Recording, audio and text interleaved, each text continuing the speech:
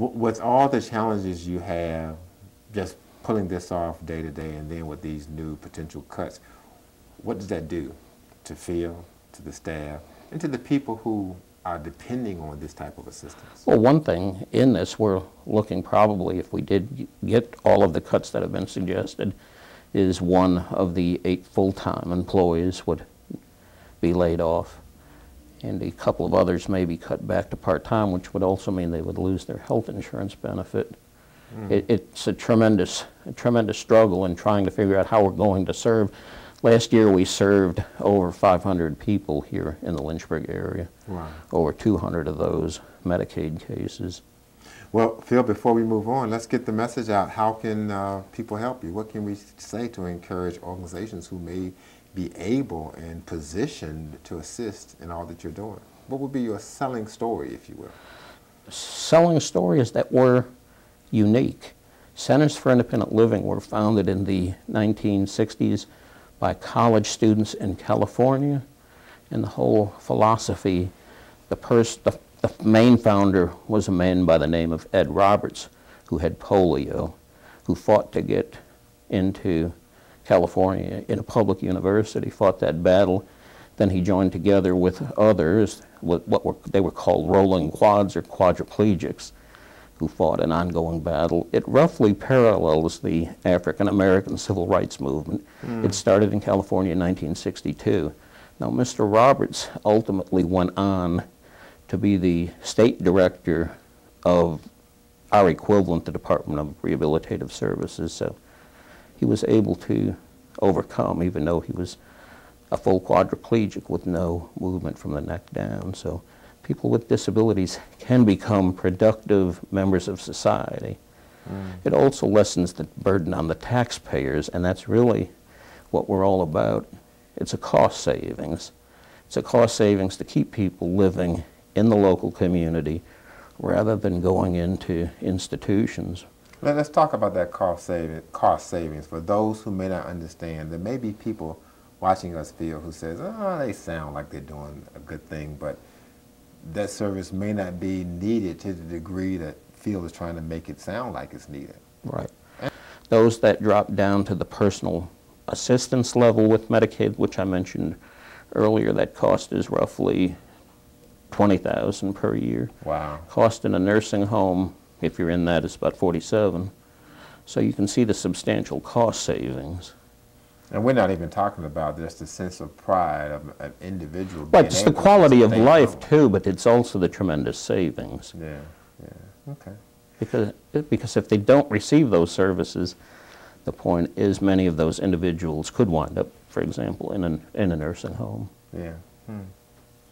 Well, Phil, we'll take another commercial break. When I come back from break, I want to talk about your staff, because I understand that you have people who work with you who are disabled, but yet do a heck of a job. Right. So I want to talk about that as you sit tight. And you sit tight as well. This is Conversations on Location. We're right back in a moment.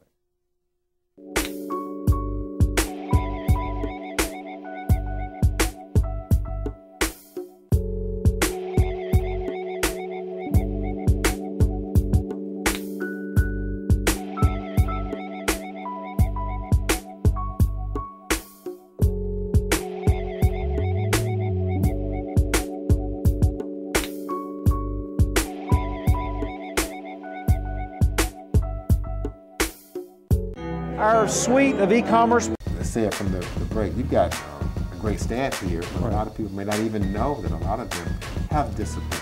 Why was that such a big deal for you guys to make sure that you hire those with disability? And tell us about their duties and how they're able to be so successful within those limits, for lack of a better word. Okay.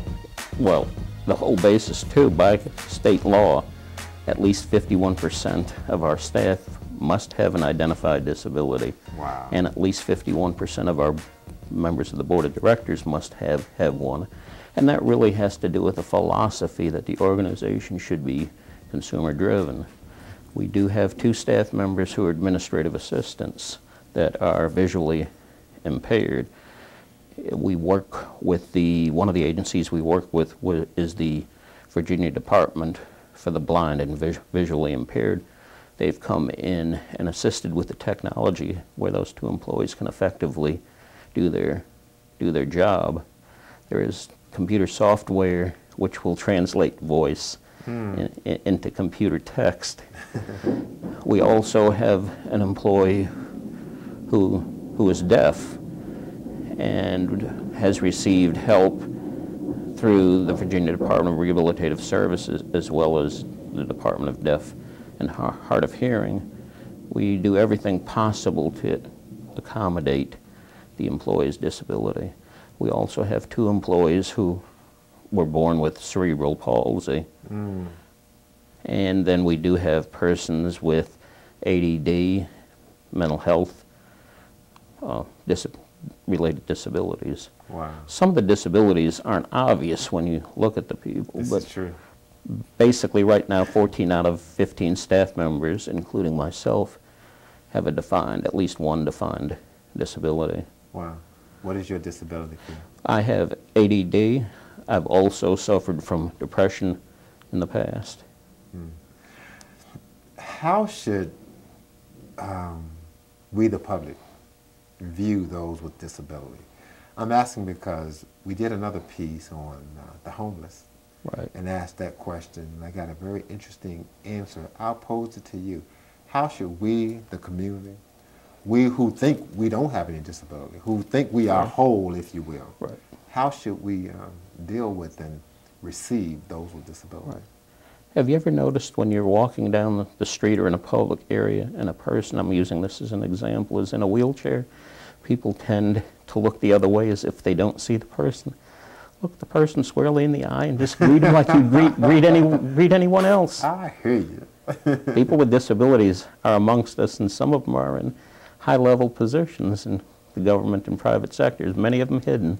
Yeah. So, why do you think people have difficulty dealing with the disabled?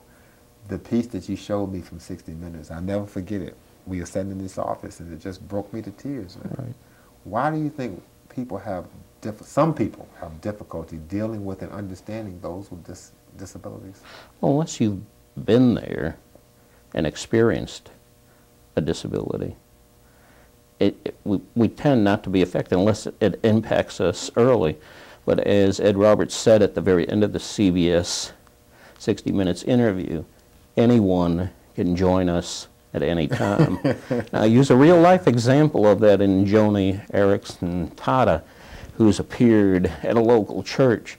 Her life changed suddenly, if I recall correctly, 40-some years ago when she dove into water and broke her neck.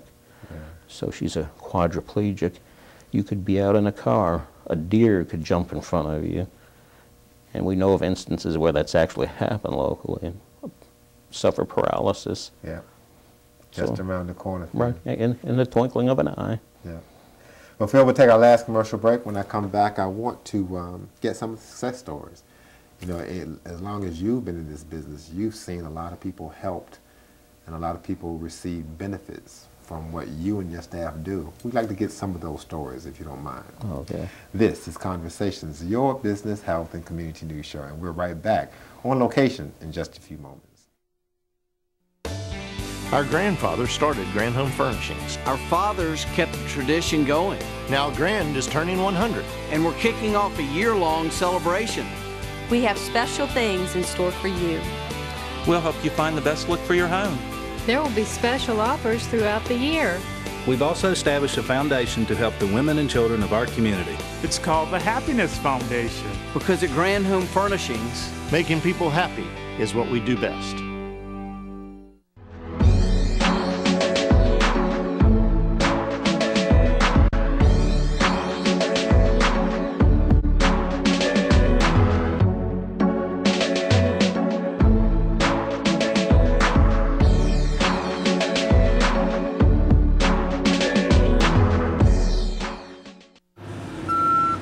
The trucks are backed up, and Schul's is unloading the savings to you.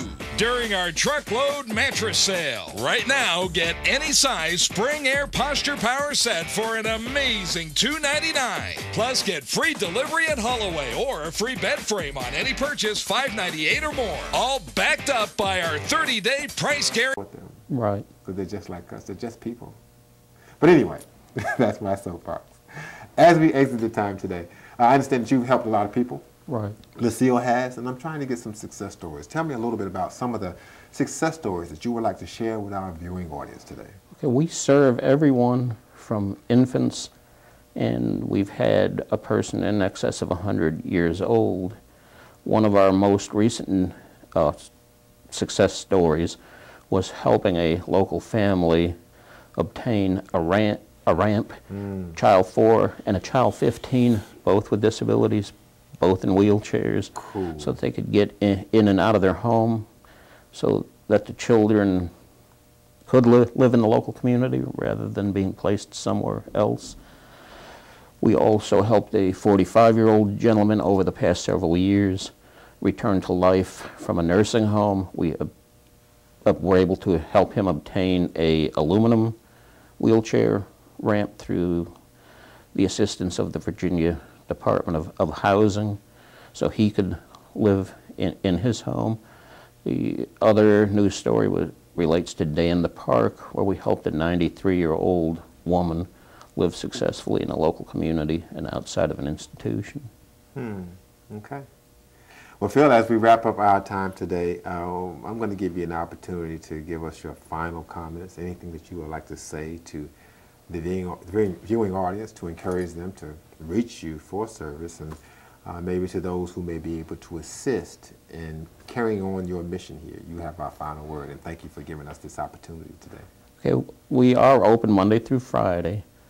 Our office is located on Alleghany Avenue, which is off of Memorial Avenue, 500 Alleghany. You can't miss us when you come here. The name is over the door. You can also call us at 528-4971. We do have a desperate need for donations, and those can be sent simply to LACIL at P.O. Box 12206, Lynchburg, Virginia 24506. All contributions, from the smallest to the largest, most appreciated, and will be put to good use, helping someone in the community live independently, having their needs met. Okay. Outreach, how far do you reach, or are you just kind of helping those in the Lynchburg area, or do you go beyond the city of Lynchburg? We go beyond the city. We serve the counties of Amherst, Appomattox, Bedford, and Campbell, as well as the city of Bedford. Once you go to the west of us, that's covered by the Blue Ridge Independent Living Center based out of based out of Roanoke. And there is also a center in Charlottesville that covers Nelson, Albemarle, city of Charlottesville, and that area. Okay. Phil, why do you do this job? You could be doing something else in corporate America, I'm sure. You're talented, smart. Why do you do this job? Well, see, I had the good blessing of being able to retire at age 50 in March of 2002. And I chose to serve on the board of directors here at the center as a volunteer effort. And circumstances led to where I became interim executive director in 2007. And then the board asked me to stay on. I've had an active interest in disability issues since 1985, or actually slightly before the Radisson Hotel opened in 1984. It was selected, the Radisson, as Lynchburg's Handicapped Employer of the Year in 1985 because the hotel chose to hire 3 persons with disabilities. I hired 2 of those persons. So I believe people with disabilities have a lot to offer to the community. I've been actively involved in in the local press, raising awareness since 1990 through an organization that was called the Lynchburg Depressive Disorders Association, which is the longest operating consumer mental health group here in the Lynchburg area. Okay. All right. Well, Phil, I want to thank you for your time today, and I applaud all your work, and I'm sure we'll be coming back to highlight more aspects of LACIL. Okay. Thanks again for your time today. And we want to